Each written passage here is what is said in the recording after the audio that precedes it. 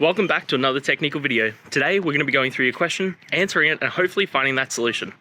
Guys, remember to stay just a little bit crazy like me, and hopefully you find that resolution.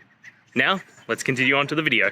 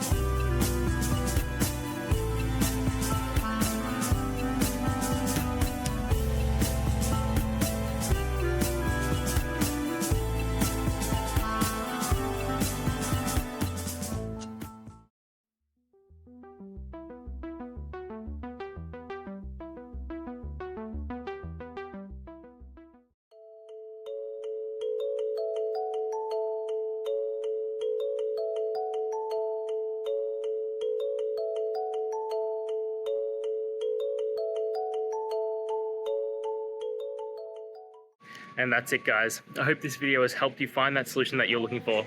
If it did, please hit the subscribe button. I'd really appreciate it. And until next time, I hope you have a good one. Cheers.